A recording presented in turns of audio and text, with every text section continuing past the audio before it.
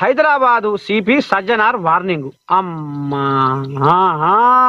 ఎందుకంటే మరి ఇష్టపూర్తిగా ఇష్టమే కిష్టపురం అన్నట్టుగా కోయిలాగలు ఆస్తాయా? చేతిలో పోనుంటే దాన్ని ఇటు మలిచి అటు మలిచి ఇట్లా అట్లా అటు మలిపి ఇటు మలిపి ఇటొంచి అటొంచి ఎన్ని రకాలుగా కథ చేస్తారో ఎరికే. ఇక ఇలా మరి సిపి దాకా వచ్చిందంటే కథ ఏదో ఉంది. ఆహా! సోషల్ మీడియాలో ఫేమస్ అయ్యేందుకు చిన్నారులను బలిపెట్టవద్దని వ్యాఖ్య. పిల్లలతో అనుచిత కంటెంట్ చేయించే వారిపై కఠిన చర్యలు ఉంటాయని హెచ్చరిక. లైక్స్ వ్యూస్ మాయలో పడి విలువలను మర్చిపోతే ఎట్లా? ఓ ఫేస్బుక్ మా ఫేస్బుక్ విశ్వానికే అయినా నువ్వు పెదరికు. ఆ సంచార జీవిగా దేశాలు తిరిగేవు, ప్రచారకర్తగా ప్రపంచం చూపేవు. ఆ జగమంతా మా జేబులో పెట్టి అరచేతిలో కలియుగం అంత కండ్ల చూపిస్తావు ఫేస్బుక్. పక్క మించి లేతనే నీ ముఖం చూస్తారు ఫేస్బుక్. ఇక కనుకనేమి ఎవడు కనిపెట్టిండో ఈ ఫేస్బుక్ వాని కడుపు చల్లకుండా పొద్దు లేదు మాపు లేదు, ఏ పని మీద సోయి లేదు దేవుడు. ఆ ఇక నేటి తరం భార్యలు ఏం చేస్తున్నారయ్యా? మొగడు లేచి పొద్దుగాలు లేచి కొలువు పోవాలన్న.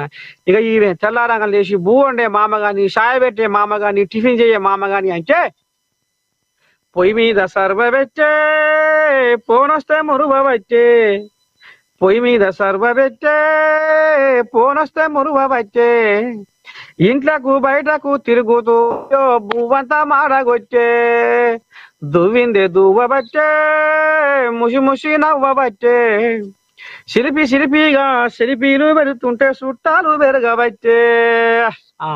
ఇంకో గిసవంటి కథ నడుస్తుంది.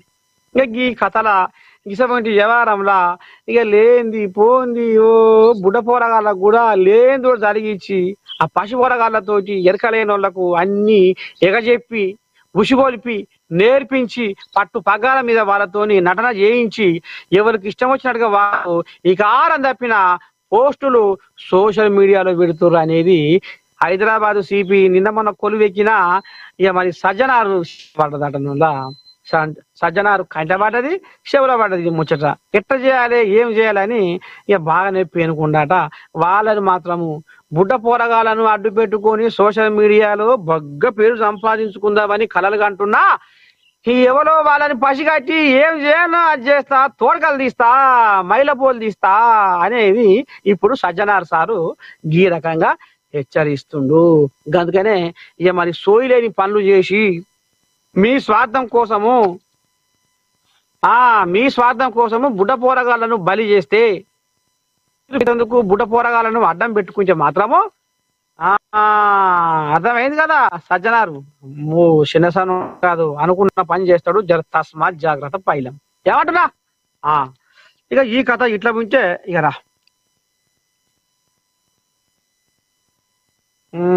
ఇంకేముంది, ఇంకేం రాసుకొచ్చిర్రు?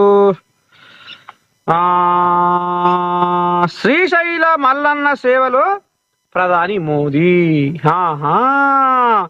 ఉమ్మడి కర్నూలు జిల్లా పర్యటనలో భాగంగా ప్రధాని నరేంద్ర మోదీ శ్రీశైలం క్షేత్రానికి చేరుకొని భ్రమరాంబ మల్లికార్జున స్వామికి పంచామృతాలతో రుద్రాభిషేకం చేసిండట. మీకు ఎరికే మోడీ ఆధ్యాత్మిక భావనతోటి ఇక కూర్చున్నాడంటే కాళ్ళు నొప్పులు పెట్టినా లేవాడు. మరి అట్లాంటి భక్తితో ఉన్నాడు కాబట్టి ఇలా 75-80 ఏళ్ళ మధ్యలో ఉన్న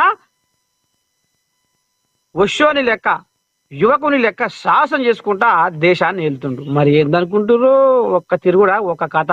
అటు బయట దేశాలు తిరగాలనా, సముద్రాలు దాటి దేశాలు తిరగాలనా, ఇక ఇటు మళ్ళీ మన భారతదేశంలో కూడా అన్ని రాష్ట్రాలను చూసుకోవాలనా. చిన్న కథ, మరి చిన్న వ్యవహారమా? ఇక మరి భ్రమరాంబాదేవికి ఖడ్గమాల సమర్పించిందట. కుంకుమార్చన పూజలు చేశారు. అనంతరం శివాజీ స్ఫూర్తి కేంద్రాన్ని సందర్శించారు. పక్కనే ఉన్న శివాజీ స్ఫూర్తి కేంద్రాన్ని కూడా దర్శనం చేసుకుంటాట. ఇక పోతే ఏపీలో డబల్ ఇంజన్ సర్కారు. అమ్మో, ప్రధాని మోదీ వేసింది దెబ్బ. ఆత్మ గౌరవం, సంస్కృతికి నిలయంగా ఆంధ్రప్రదేశ్ ఉందని ప్రధాని నరేంద్ర మోదీ అన్నారు.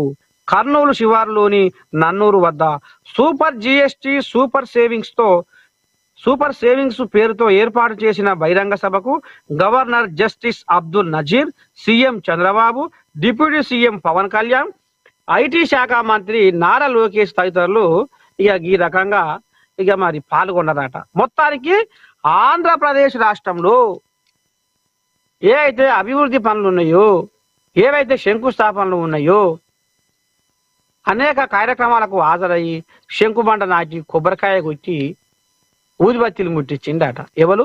మోదీ. మొత్తానికి 13,000 పైచిలుకు కోట్లను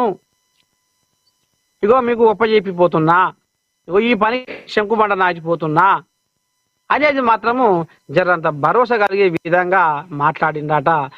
మరి ఇప్పటికే మీ విశాఖపట్నానికి గూగుల్ తీసుకొచ్చినామంటే మరి ఇవాళ ఈ ఏపీ దిక్కు భారతదేశమే కాదు ప్రపంచ దేశాలే చూస్తున్నాయి అనేది కూడా యాద్ చేసి 2 ముచ్చట్లు మాట్లాడినాడు అన్న మోదీ. ఎందుకంటే మరి ఆయన శిఖరం తిప్పలే చంద్రబాబు ఢిల్లీలో, అట్లయితేనే మరి ఈ కోళ్ళకు ఈ కుర్చీ దక్కింది, లేకపోతే ఊసిపోవు. అందుకనే అప్పుడు లోపలి కథ ఏం నడిచిందో ఇప్పుడు అన్ని బయటకు వస్తున్నాయి. మొత్తానికైతే ఏపీకి మోదీ ఇంతో అంతో జర నూక్కపోతుంది వరద. ఏం చేద్దాం మరి, మన తెలంగాణను కొంచెం దూరం పెట్టినట్టే ఉంది కథ. ఇది ఏపీ కథ. ఇది పోతే ఇంకేం కథ ఉంది?